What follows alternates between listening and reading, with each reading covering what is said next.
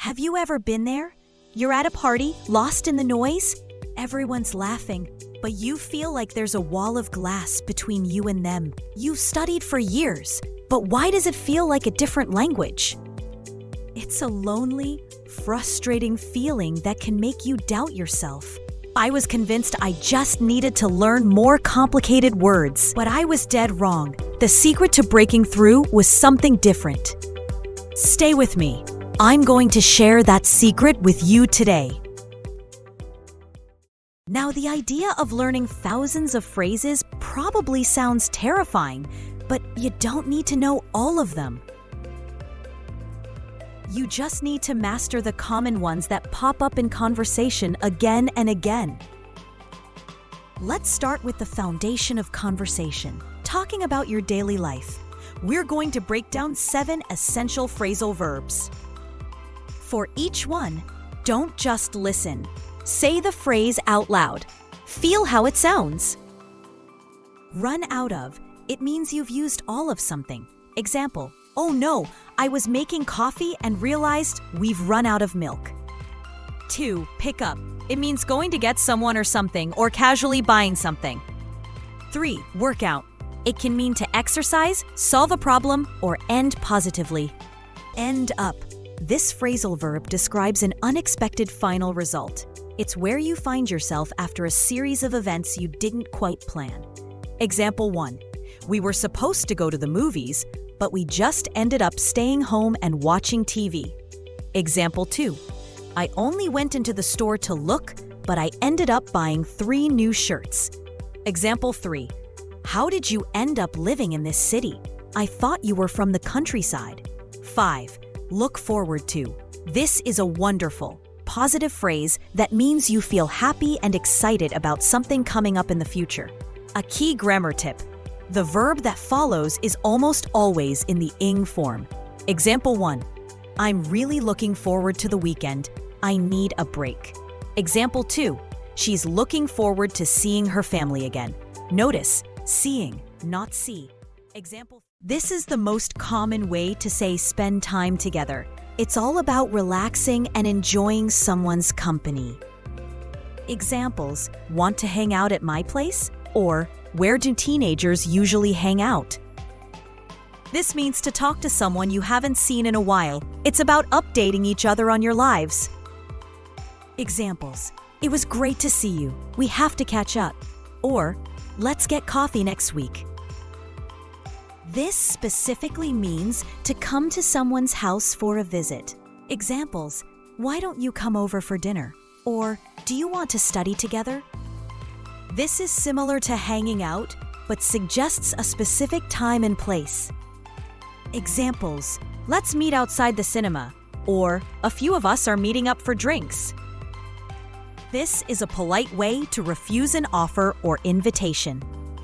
Examples, he offered me a ticket, but I had to turn it down. Or, she turned down the job offer. A crucial one. It means to quit or stop trying. Example, I almost gave up several times. Don't give up. I know you can do it if you just keep trying. I finally gave up trying to fix the old TV. We need to figure out why our website traffic is down. I don't want anyone to give up. We need to carry on with our own plans and be ready to take on this new challenge.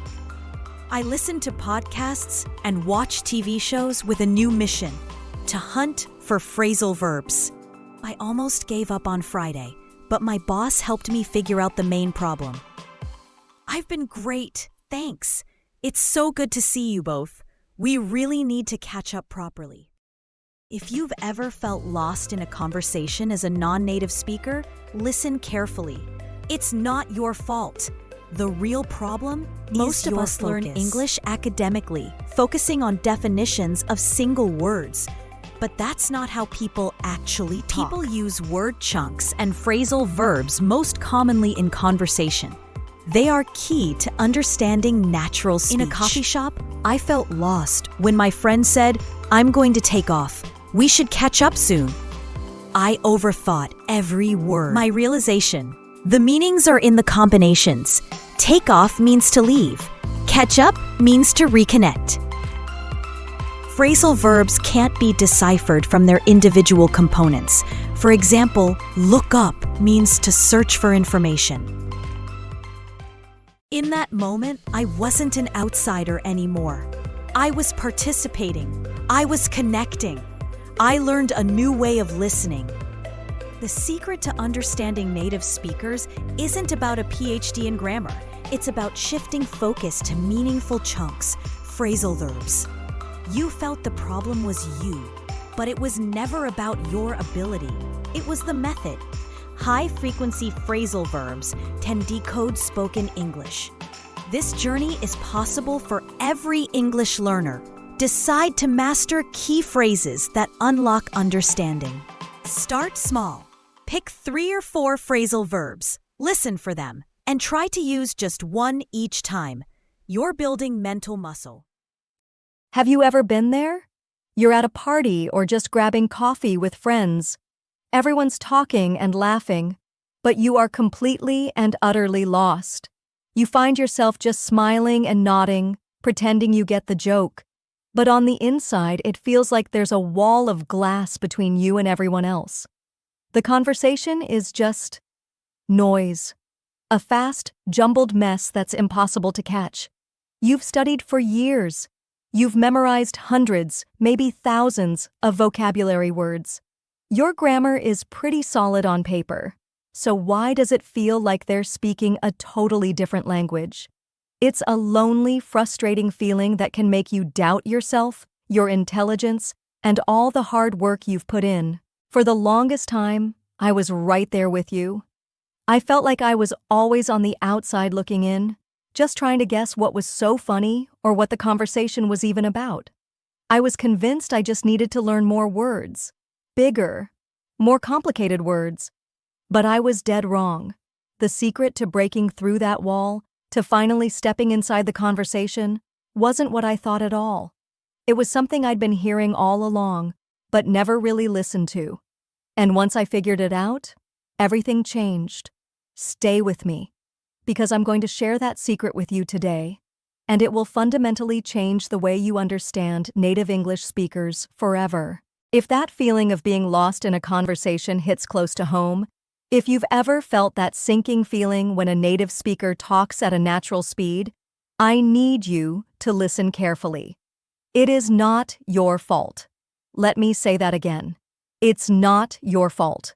The problem isn't how smart you are, how dedicated you are, and it probably isn't even your vocabulary. The real problem is that you've been taught to focus on the wrong thing. Most of us learn English in a very academic way. We learn that get means to receive. Up is the opposite of down. Run is to move quickly. It's logical, it's clean, but it's not how people actually talk. They don't just use single words, they use word chunks. And the most important, most common of these chunks are phrasal verbs. Let me take you back to my story. I was sitting in that coffee shop, feeling 10 steps behind everyone. My friend Mark turned to our other friend Sarah and said something that sounded simple. "Hey, I'm going to take off. But we should catch up soon. I need to run something by you." My brain went into overdrive, translating word for word. Take off? Like an airplane? He's not an airplane. Catch up? Like run to catch someone? We're all sitting down. Run something by you? He wants to jog past her? It made 0 sense. I knew every single one of those words. Take, off, catch, up, run, by. But the meaning was totally lost on me. Let me take you back to my story. I was sitting in that coffee shop, feeling 10 steps behind everyone. My friend Mark turned to our other friend Sarah and said something that sounded simple. "Hey, I'm going to take off. But we should catch up soon. I need to run something by you." My brain went into overdrive, translating word for word. Take off? Like an airplane? He's not an airplane? Catch up? Like run to catch someone? We're all sitting down. Run something by you? He wants to jog past her? It made 0 sense. I knew every single one of those words. Take, off, catch, up, run, buy. But the meaning was totally lost on me. The light bulb finally switched on. The secret wasn't in the individual words. The secret was in the combinations. Take off didn't mean what an airplane does, it meant to leave. Catch up wasn't about running, it meant to reconnect and share news. And run something by someone meant to tell someone an idea to get their opinion. These are phrasal verbs. It's just a verb combined with a small word like up, down, in, out, on, or off, that together create a brand new meaning. And you usually can't guess that new meaning from the individual parts. Look up doesn't just mean to lift your eyes, it means to search for information. Give up doesn't mean to hand something upwards, it means to quit. This is the code of spoken English. It's the shortcut native speakers use to say what they mean quickly and naturally. And this is why you feel lost. You're trying to read a book one letter at a time, while native speakers are reading whole sentences. They think and speak in these chunks of meaning. To finally understand them, you have to learn to listen for the chunks, not just the words. This is the mindset shift you need to make. It's time to stop translating and start understanding. You've started building the foundation with daily routines, and you're learning to hear those chunks. Now let's get back to my story. My goal wasn't just to understand daily routines. It was to connect with my friends. Socializing has its own set of essential phrasal verbs. Mastering these is the key to going from a passive listener to an active participant in your social life. 1. Hang out. This is the most common, casual way to say spend time together without a specific plan. It's all about relaxing and enjoying someone's company. Example 1. Want to hang out at my place this weekend and watch a movie? Example 2. Where do teenagers in your town usually hang out? Example 3. I'm not doing much tonight, just hanging out at home. 2. Catch up. This means to talk to someone you haven't seen in a while to find out what they've been doing. It's all about updating each other on your lives. Example 1. It was so good to see you. We have to catch up properly soon. Example 2. Let's get a coffee next week. I'd love to catch up.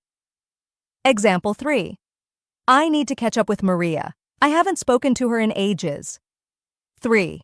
Come over. This specifically means to come to someone's house for a visit. Example 1. Why don't you come over for dinner on Friday night? Example 2. Do you want to come over and study together? Example 3. My parents are coming over to see our new apartment on Sunday. 4. Meet up. This is like hang out, but it usually implies a more specific plan to meet at a certain place and time. It's a bit more organized. Example 1. Let's meet up outside the cinema at 7 p.m. Example 2. A few of us are meeting up for a drink after work. Want to join? Example 3. I'm meeting up with an old colleague for lunch tomorrow. 5. Turn down. This is a polite way to refuse an offer or invitation. It's much softer and more common than just saying, I refuse. Example 1. He offered me a ticket to the concert, but I had to turn it down because I already had plans. Example 2. She turned down the job offer because the salary was too low. Example 3. It's a great opportunity. I'd be crazy to turn it down.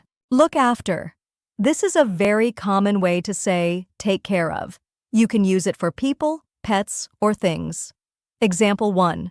Could you look after my cat while I'm on vacation? Example 2. You need to look after yourself. You've been working too hard. Example 3. Don't worry about the house. I'll look after everything while you're away. 7. Get along with. This simply means you have a good, friendly relationship with someone. If you get along, you like each other and don't have conflicts. Example 1. I'm lucky that I really get along with all of my coworkers. Example 2. Do you get along with your new roommate? Example 3. Negative. He just doesn't get along with his boss. They have very different personalities. Let's try a quick practice. Imagine your friend says, Hey, a few of us are planning to meet up on Saturday. We're just going to hang out at the park. Want to join?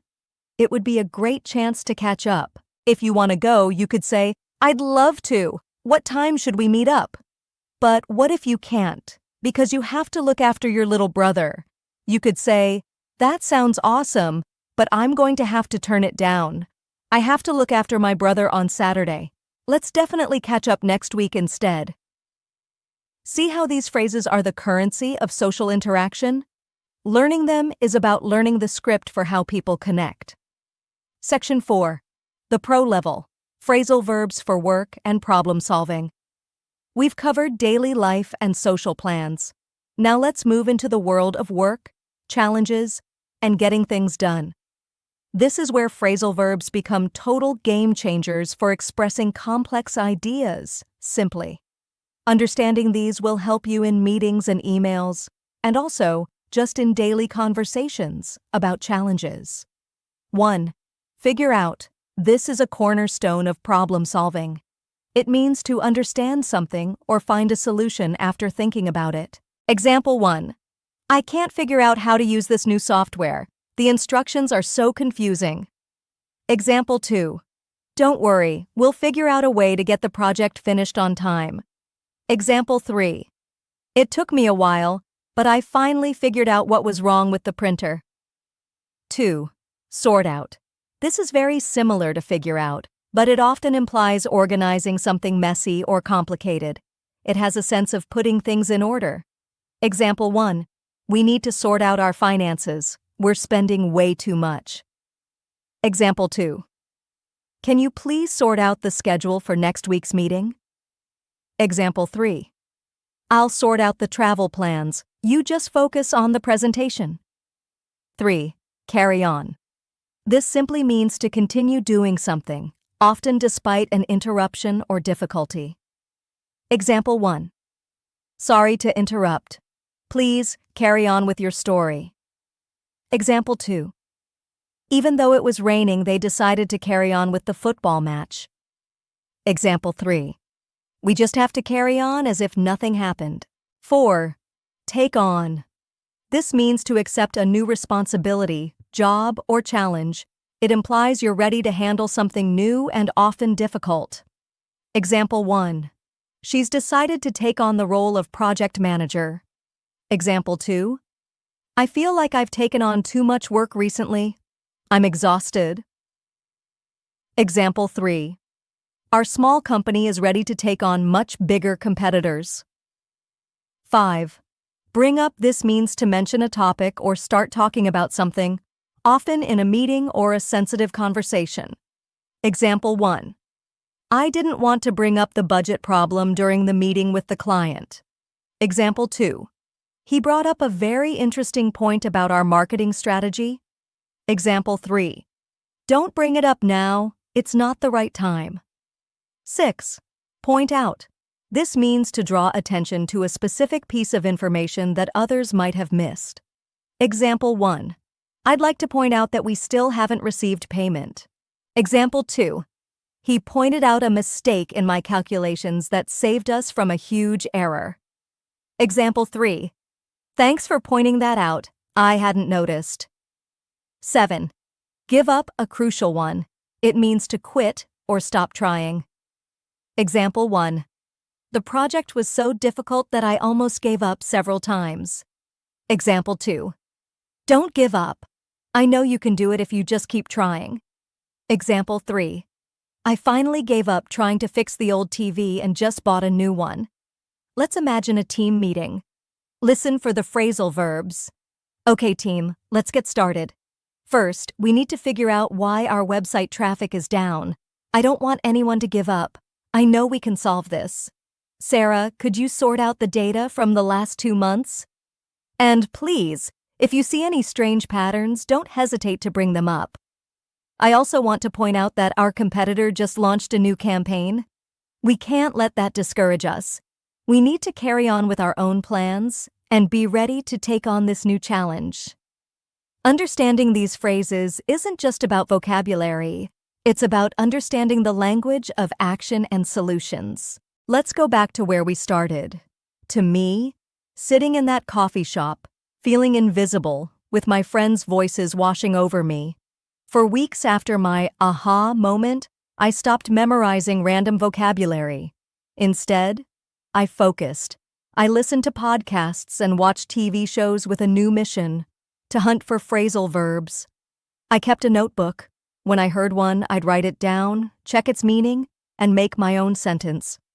I started with the basics, like wake up and run out of, then moved on to social ones like hang out and catch up. Now, picture me a few months later. Same coffee shop, same friends. But this time, something is different. The glass wall is gone. Mark is talking. Man, this week at work was crazy. I had to take on a huge new project. I almost gave up on Friday, but my boss helped me figure out the main problem. This time, I don't hear noise. I hear the chunks. Take on. He accepted a challenge. Give up. He almost quit. Figure out. He found a solution. I get it. I'm nodding, not just to be polite, but because I actually understand. Then, Sarah turns to me. Hey, we haven't seen you in ages. How have you been? The old me would have panicked and given a one-word answer. Good. But the new me takes a breath and smiles. And I use the code. I've been great, thanks. It's so good to see you both. We really need to catch up properly. Do you want to meet up sometime next week? Maybe we could hang out on Saturday? The words just flow, and the reaction from my friends is immediate. Their faces light up. Yes, let's do it, Mark says. I'd love to catch up. Sarah adds, That's a great idea. I'm so glad you brought it up. In that moment, I wasn't an outsider anymore. I wasn't just listening. I was participating. I was connecting. I didn't just learn new words. I learned a new way of listening. I learned the secret language that was hiding in plain sight all along. That feeling of relief, of confidence, of finally belonging is what I want for you. And it is completely within your reach. So, what's the big takeaway today? The secret to finally understanding native speakers isn't about having a PhD in grammar or a dictionary for a brain. It's much simpler. It's about shifting your focus from single, isolated words to the meaningful chunks that people actually use, phrasal verbs. For years, you've probably felt that the problem was you, but it was never your ability. It was the method. By learning to recognize and use high-frequency phrasal verbs in context, you are learning to decode English as it's really spoken. My story isn't a fantasy. It's a journey that's possible for every English learner. It starts with deciding to stop being overwhelmed by everything you don't know and to start mastering the key phrases that unlock everything else. Start small. Pick 3 or 4 of the phrasal verbs we talked about today. For the next week, make it your mission to listen for them. Try to use just one. Every time you spot or use one, you're building that new mental muscle. You're one step closer to breaking through that wall. To help you get started, I've created a free PDF guide. It has all 21 phrasal verbs from today's lesson, with definitions, extra examples, and common mistakes to avoid. I've also tossed in a bonus list of 20 more essential ones to keep you going. You can download it for free by clicking the link in the description. Think of it as your starter kit for cracking the native speaker code. It's my gift to you to help you carry on with your learning. And if this lesson gave you your own aha moment, make sure you subscribe and click that notification bell. I post practical, new lessons every single week designed to teach you the real, natural English you won't find in textbooks. Before you go, I have a little homework for you. Leave a comment below and tell me, which phrasal verb from today's lesson are you going to try out first? I'd love to see your sentences and hear about your progress. Remember, this is a process. Be patient with yourself. But know that with the right focus and practice, you can do this. You can move from the outside to the inside of the conversation. Keep practicing, stay confident, and I'm really looking forward to seeing you in the next lesson.